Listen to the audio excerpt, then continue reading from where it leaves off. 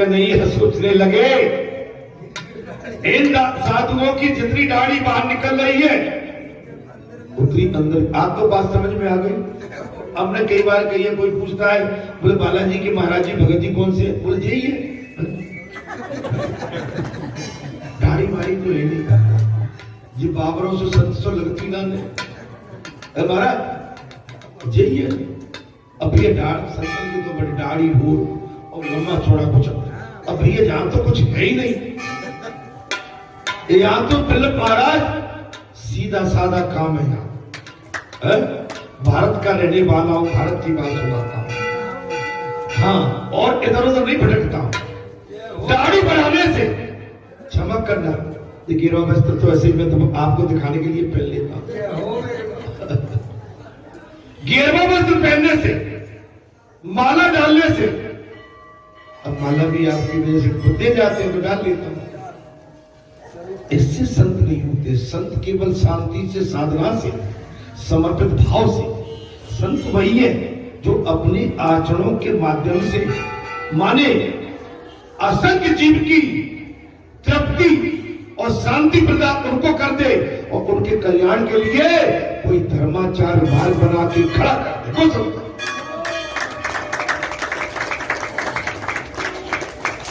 और अपनी संत वृत्ति को प्रकट न होने, अपने अंदर बैठी हुई संत वृत्ति को किसी को महसूस न होने, तब बात था।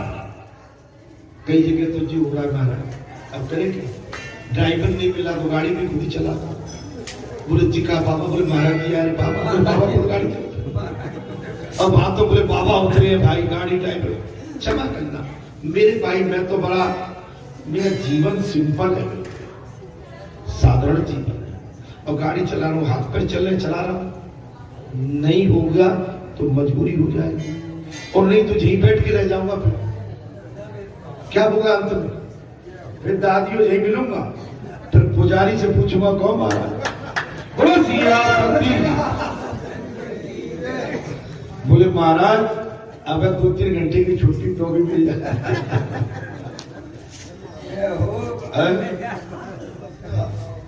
चलिए महाराज, कन्हैया सोचता है कि इन साधुओं की दाढ़ी जितनी बाहर उतनी अंदर भी हो सकती है। अंदर के काम बेकार शायद अब भी बाकी है।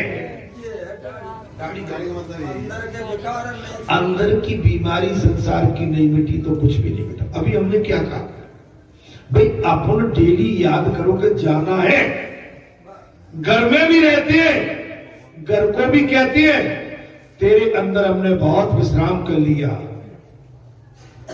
हे कुटिया बारात अब तुझे छोड़ के बस जा रहे हैं। जितने टाइम तू और इस छत्र छाया में हमें अपना समय रहने का दे सकता है, दे सकता है, हम रह पाएंगे। और जिस दिन तेरी मर्जी नहीं है उस दिन इस घर से हमारा नाता दूर चला जाएगा। सोचो, सोच लो, माने ये आपको सोचना ही पड़ेगा। कब अंधेरा हो जाए कोई पता नहीं है। महाराज सुखिया मान, अंदर के काम विकार जब तक खत्म नहीं करोगे। अच्छा, सबको जाना होता है कि नहीं, मैं लड़के बच्चों से नहीं कह रहा, हमारे बड़े बूढ़े पकी हुई उम्र में बैठे हैं, हम बिल्कुल अपने सही घाट पे बैठे हैं।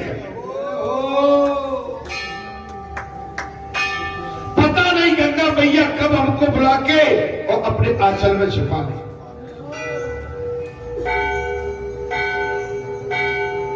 शायद अब भी बाकी है।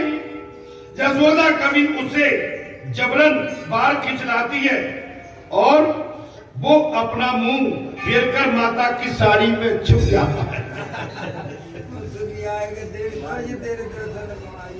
देख तो सही,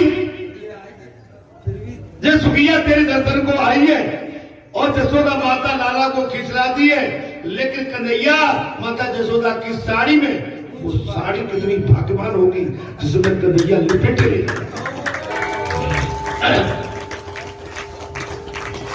छिप जाते। वे साधु अभी मुख दर्शन पाने योग्य नहीं हो पाए। वे साधु भगवान के दर्शन के लिए पात्र नहीं है, भगवान दर्शन नहीं देना चाहते। भगवान है लेकिन दर्शन नहीं दे रहे हैं। भगवान तो तन की बात भी जानते, मन की तन की सब बात जानते, मन की भी जानते। पात्रता पाए बिना जीव ईश्वर का दर्शन नहीं कर पाता। आपको पात्रता है जब भी बालाजी धाम में बैठी है। बालाजी धाम और उनकी पीठ से राम कथा सुन रहे हैं। राम कथा। महाराज मालिनी ने कहा मैं सेवा कैसे करूं, मैं तो बड़ी गरीब हूं। तब ब्राह्मण ने कहा तू रोज 21,000 बार माला फेर। बोले मैं गरीब हूं, भगवान की सेवा कैसे करूं। ब्राह्मण देवता ने कहा मालिन तू हर रोज 21,000 बार भगवान के नाम की माला फेर। तो साधन हो तो करना ही होगा। साधन करते करते जीव जब नम्र होकर आंसू बहाने लगता है तब ईश्वर कृपा करते हैं। कथा श्रवण के बाद कुछ व्रत नियम लिए जाए, कथा मार्गदर्शन आपके लिए हितकारी होगा। अब मैंने अभी वो बात पहले कह दी भाई, कथा सुनने के बाद आप चिंतन करो। कुछ नियम है, इतने टाइम सोएंगे, इतने टाइम उठेंगे, इतने टाइम सवेरे उठ के ठाकुर जी की सेवा करेंगे, दिया बत्ती धूप बत्ती करेंगे, इतने टाइम पर हम अपनी कर्म भूमि में निकल जाएंगे, इतने टाइम कर्म भूमि से आकर मंदिर में भोजन पानी भी रहेंगे। और शाम को संध्या कालीन करने से पहले भगवान का नाम और जाप करें। और जब शयन कक्ष में जाएंगे, जब शयन करेंगे तब भगवान का चिंतन मनन करते हुए और बढ़िया शयन करें। लेकिन संसार की विलासता के साथ शयन किया तो भगवान दूर रहे, और भगवान के साथ शयन किया तो भगवान खुश रहेंगे। हाँ, अर्थात कथा श्रवण करने पर कुछ तो व्रत करो, कुछ नियम करो। भाई आप हमने इतने साल से कथा सुन रही है, भाई निंदा परिनिंदा बुराई इधर उधर कथा सुन जाते हैं। कोई बहू सास से लड़ रही है और कोई सास अपनी बहू बेटी से लड़ रही है, कोई भाई अपने भाई से झगड़ा करते हैं, कुछ न कुछ चल रहा। भाई इससे बचना चाहिए। कथा सुनने के बाद, अच्छा मैं एक उदाहरण और दे दूंगा। अपन धर्म के स्थान पर जाते हैं, कहीं कोई अनहोनी हो जाए, चोरी हो जाए, कोई किसी तरह का बलवा हो जाए, राजीनामा के लिए कहां पहुंचते हैं? देवालय। तो देवालय पे धर्म के अनुसार बात होती है, और बात धर्म के अनुसार नहीं करी तो फिर क्या होती है? क्षति भी हो जाती है। जहां आप किसके लिए आए? धर्म के लिए। और धर्म की कथा सुनने के बाद, धर्म कथा सुनने के बाद आप धर्म स्थान पर बैठे हैं, हम कह रहे हैं, आप सुन रहे, अगर हमने अमल नहीं किया इसका दंड हमें मिलेगा। और आपने सुनने के बाद अगर उस पर अमल नहीं किया तो दंड मिलेगा। कैसे? कोई भी सासू जी घर में जाके अपनी बहू जी से, बेटी जी से जबरदस्त कोई अनायास लड़ाई झगड़ा, चलिए, और वही बहू जी को बनता है अपनी सासू जी से, वही भाई जी को, बहन बेटी को, सबको। भाई क्या कैसे लड़ाई झगड़े से किसी की कभी कामयाबी हुई है? कोई सफलता मिली है? उसमें हानि होती है, मन मिटाव होती है। मन मिटाव जहां गांठ लग जाती है, मन मिटाव की गांठ जहां लगती है तो गांठ फिर खुलती नहीं है। सब अपने घर में और कथा और भगवान का भजन और अपनी कर्म भूमि पर जितने आप चौपारण में जाएंगे उतना आप भ्रम पाए, उतना भ्रम पाए। तो महाराज मेरी बात आपके सामने आ गई। कथा श्रवण करने पर कुछ तो व्रत करो। मालिनी को भांति भांति के साधन बताए गए, किंतु वे सब उसके अनुकूल नहीं थे। तो भूदेव ने कहा यदि तू कुछ भी नहीं कर सके तो कम से कम नंद बाबा के घर की हर रोज 108 बार परिक्रमा। माला नहीं फिर पाओगे, भजन नहीं कर पाओगे। अगर नहीं आ पा तो एक काम करो, बालाजी पे नहीं आ पा रहे हो कोई बात नहीं है, बालाजी के बाहर की परिक्रमा कर जाओ। भीतर नहीं घुस पा रहे हो कोई बात नहीं है, परिक्रमा कर। अंत में यही काम। अच्छा, प्रणाम साष्टांग किए जाते हैं। प्रणाम कैसे किया जाता है? अपना पूरा शरीर ढीला करके भगवान को नौछावर कर देना। साष्टांग करने पर कुछ तो महाराज किए जाते। प्रदक्षिणा चतुरंग, और प्रदक्षिणा करते समय हाथ जोड़कर वंदन करते हुए प्रभु का नाम जपते रहना।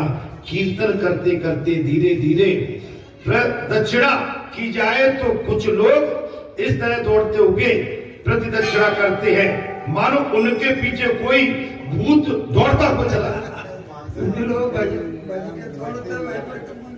आराम से हाथ सीधा आनंद, उसमें जल्दबाजी नहीं। हाँ, दौड़ के नहीं की जाती। अर्थात 3 वर्षों तक प्रदक्षिणा का ये नियम बनाए रखना। कन्हैया अवश्य तुम पर दया करेंगे, ब्राह्मण देवता ने कह दिया। तो मालिनी इस प्रकार रोज महाराज नंद बाबा के घर की 108 बार परिक्रमा करते। मनुष्य प्राय अपने दैनिक कार्य में निरंतर नियम पार करता है। अपने काम में, अपने खेत में, कल्याण में, कहीं भी अपनी व्यवस्था में मन लंबा टाइम देता है। निद्रा और भोजन में महाराज, निद्रा और भोजन में तो वो कड़ा नियम रखता है, कड़ा नियम रखता है। नींद लेना है और भोजन भी करना है, किंतु भजन में उसकी भारत नियमावली न जाने कहां चली जाती है। अभी हमने कहा था कि 3 घंटे, और 3 घंटे तुम्हारी तपस्या के बाद भगवान 21 घंटे की आपको हमको छूट देते।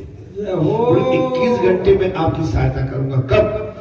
3 घंटे दोनों टाइम, 1.5 घंटा सवेरे और 1.5 घंटा शाम को मेरी सेवा में रहो। हम 21 घंटे की तुम्हें मोहलत देते हैं कि मैं तुम्हारी रक्षा इसके बाद स्वयं करूं। भजन किए बिना खाने वाला पाप, भजन किए बिना खाने वाला पाप खाता है।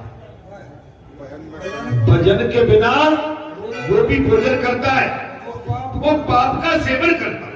मनुष्य जितना देखभाल अपने कपड़ों की करता है, यदि उतनी देखभाल अपने मन को सुधारने की करे तो मन कभी मलिन नहीं हो।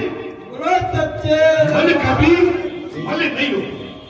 सत्कर्म में नियमितता होनी चाहिए। सत्कर्म में नियम होना। नियमित सत्कर्म करने वाला ही संत है। देखिए, नियमित सत्कर्म करने वाला ही संत है। जो नियम पर परिपक्व हो वही संत, नियम का पालन करता हो। कथा में साफ दे दिया, नियमित सत्कर्म करने वाला ही संत है, दिखाने वाला संत नहीं। नियमित सत्कर्म करने वाला ही संत। नियम रखने वाले क्यों? नियम रखने वाले की ठाकुर जी परीक्षा भी लेते हैं। नियम रखने वाले की ठाकुर जी परीक्षा लेते हैं। मालिनी रोज परमात्मा को मनाती रहती थी, मां दर्शन दीजिए। 3 वर्ष पूरे हो गए, अब तो कृष्ण ब्रज में असह हो गया है। उसका मन भी शुद्ध हो गया। आज उसने निश्चित किया, मालिनी ने, जब तक कन्हैया का दर्शन न पाऊं तब तक मैं नंद बाबा के आंगन से अधीर हो गए। 3 वर्ष हो गए। जब तक बाबा कन्हैया आंगन में दर्शन नहीं देंगे, मैं जब तक यहां से हटूंगी नहीं। जीव जब वियोग अग्नि में छटपटाने लगा, जीव जब भगवान की वियोग अग्नि में छटपटाने लगता, भगवान आ मिलते, अपने सिर पर फल की टोकरी उठाए सुखिया मालिन परिक्रमा करने लगी। परमात्मा को सबरी के बेर याद आ गए। सबरी ने खिलाई, दूसरी सबरी आएगी तो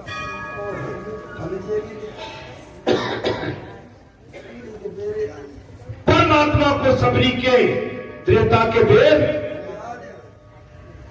दर्शन आतुर। मालिनी मुझे दर्शन देना होगा। कटी पर सोने की करधनी, हृदय में बाजू बंद, गले में कंठी और पग में पैजनिया और मस्तक पर मोरपंख विभूषित बालक कन्हैया झुमक झुमक करता हुआ आंगन में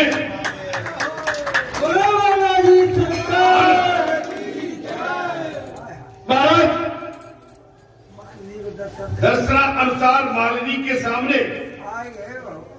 आकर हाथ फैलाकर लाला फल मांगने लगे। हाथ फैलाकर लाला, बस थोड़ी सी कथा और बची, ये दृष्टांत के बाद में विराम दे दूंगा, ठीक है। कन्हैया फल मांगे। बाल कृष्ण से मालिनी भी बातें करने के लिए आतुर थी। कन्हैया से वो मालिनी भी बात करने के लिए तैयार थी। अपने सुख दुख की बातें कन्हैया से एकांत में कहना, अपने दुख की कथा कृष्ण के सिवाय किसी और से न कहना, वो तुम्हें सुख देगा। मालिनी ने सोचा कि यदि लाला के हाथ में फल रख देगी तो तुरंत यहां से भीतर भाग जाएगा।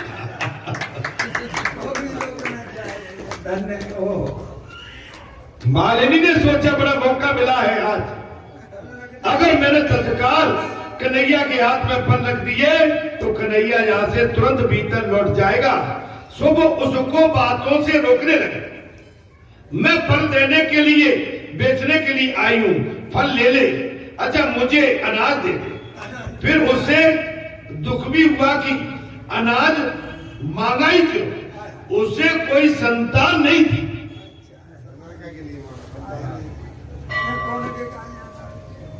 महाराज, यदि मेरे घर में पुत्र हुआ होता तो मैं बड़ी पापी। कन्हैया बड़ा दयालु है और प्रेमी है, वो मेरी गोद में आएगा तो मैं उससे प्यार करूंगा। बाल कृष्ण दौड़ता हुआ 2 मुट्ठी भर चावल ले आया और मालिनी की टोकरी में रख दिया। अब तो फल दे दो। मालिनी ने कहा, मेरी गोद में तो बैठो बेटा।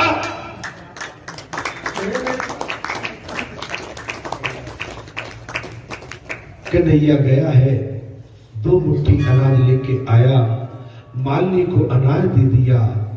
मालिनी केवल यही सोच रही थी, मैंने संतान हूं, आज ऐसा पुत्र मेरा भी होता तो मेरी गोद में बैठा होता। और वो मालिनी कहने लगी, मेरी गोद में तो बैठो बेटा, मैं तुझसे सुख दुख की बातें करना चाहती, मेरी गोद में बैठ जा बेटा, मैं तुमसे दुख सुख की बातें करना चाहती हूँ। तो कन्हैया उछलकर उसकी गोद में जा बैठा।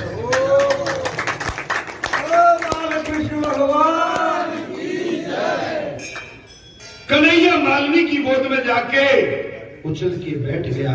मालिनी की इच्छा पूर्ण हुई, ब्रह्म संबंध हुआ। हजारों वर्षों की विरही जीव आज ईश्वर से जा मिली। प्रेम में कभी तृप्ति होती नहीं है क्या? कन्हैया कहने लगा, मैं तो अभी बालक हूं, पिता और माता भी हूं। मेरे साथ जो जैसा प्रेम करेगा वैसा पाए,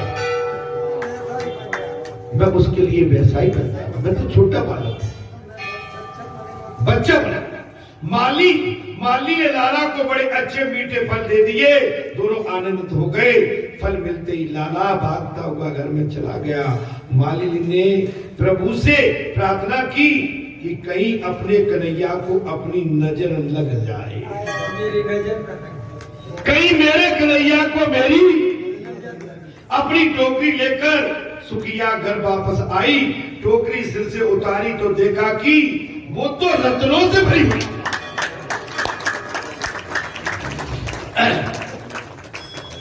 वो तो रत्नों से भरी हुई। उसे सुखद आश्चर्य हुआ। सोचने लगी कि मेरे जन्म जन्मांतर की दरिद्रता आज खत्म, दरिद्रता आज खत्म। ईश्वर को फल दोगे तो तुम्हें वो रत्न देंगे। परमात्मा जब देते हैं तो चप्पड़ फाड़ के देते हैं। मनुष्य देते समय कुछ संकोच रखता।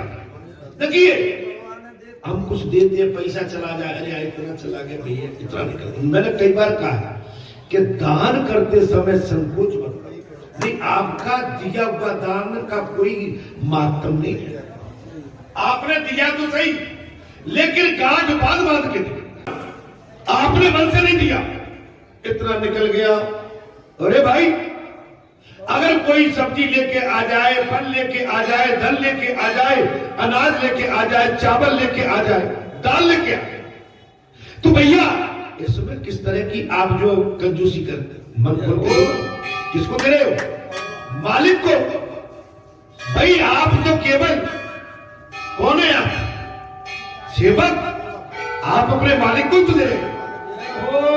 मालिक को जो देता है, मालिक उसकी झोली भर देता।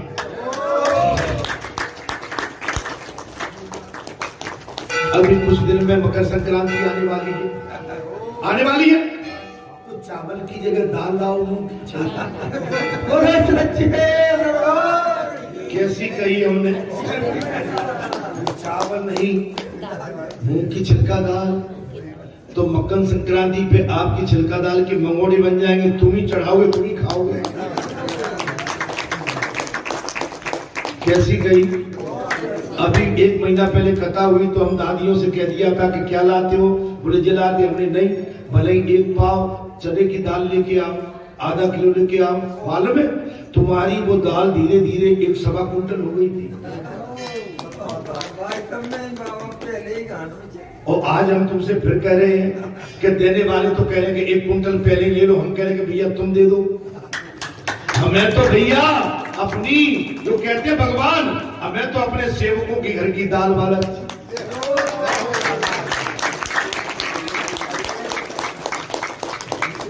कथा में आनंद जब ही आता है। मैं कोई आपकी दाल का भूखा थोड़ी हूं। मेरे बाबा, मैंने तो आपके और अपने भाव की बात कर दी है। ये तो प्रेम की बात है। युद्धो बंदगी तेरे मन की, तेरे बस की नहीं है। भारत बात कथा विराम की ओर जा रही है। अब देखिए, जब अपने को इतना बढ़िया प्रसंग मिल गया महाराज, देखिए ईश्वर को फल दोगे तो तुम्हें रतन देंगे। परमात्मा जब देते चप्पड़ फाड़ के देते हैं। मनुष्य देते समय कंजूसी करता है। भगवान उसे ब्रह्म विद्या दिव्य रूप रतन भी दे देते हैं। अच्छा, सुखिया मालिन जीव का प्रतीक है। सुखिया मालिनी जीव का प्रतीक। अच्छा, जीव से परमात्मा सत्कर्म और पुण्य के फल मांगते हैं। भगवान क्या मांगते हैं? अपने जो पुण्य में एक चीज और कह देता हूं, भगवान को कभी पाप का भागी मत बना। मैं आपसे को हाथ जोड़ के बिना प्रार्थना कर रहा हूं, भगवान को अपने पाप का भागी कभी मत बनाना, नहीं तो विनाश हो जाएगा। अपने पुण्य का भागी बना दो। आज प्रभु मैंने जो भी पुण्य किए हैं, मैं सारे पुण्य आपको अर्पित करता हूं।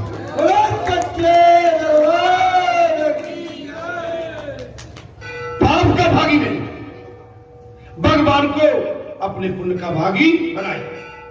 महाराज, जीव से परमात्मा सत्कर्म और पुण्य के फल मांगते हैं।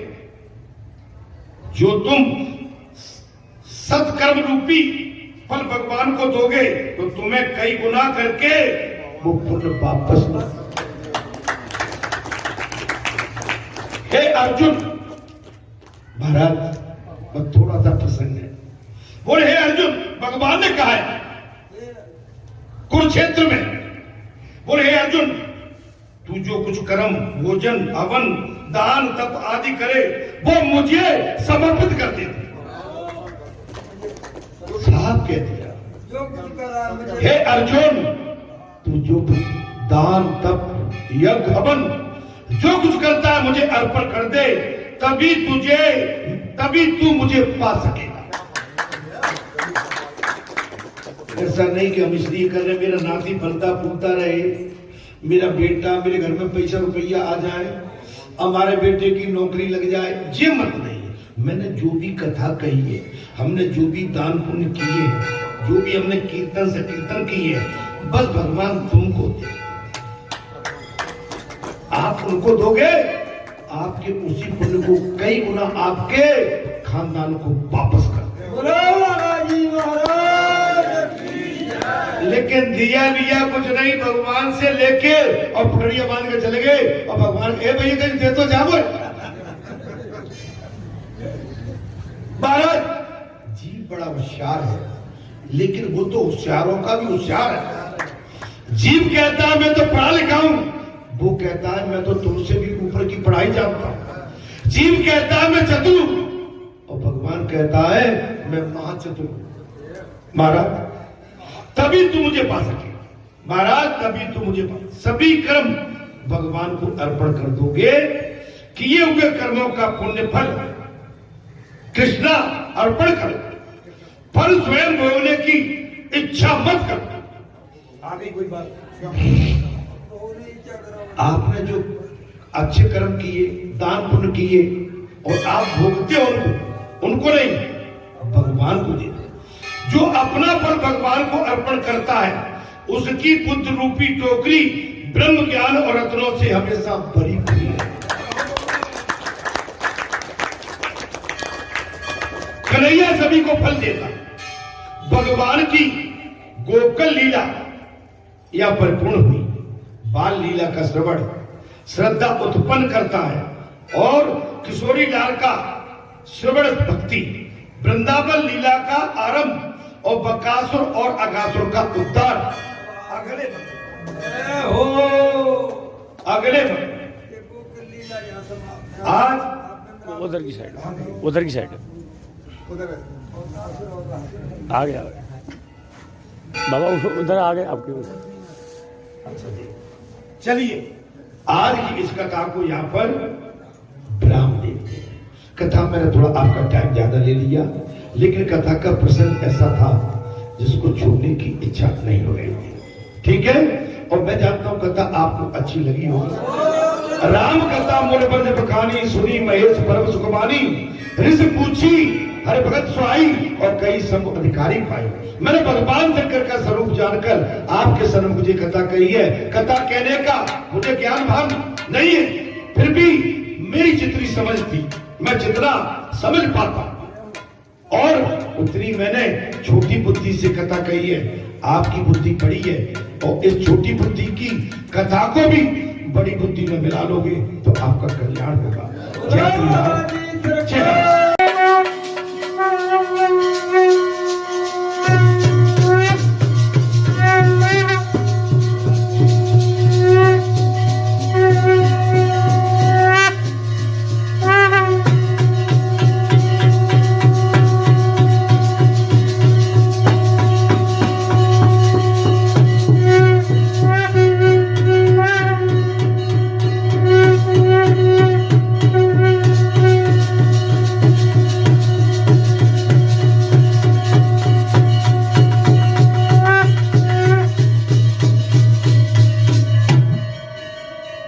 ओम जय जगदीश हरे स्वामी, जय जगदीश हरे भक्त जनों के में दूर हरि।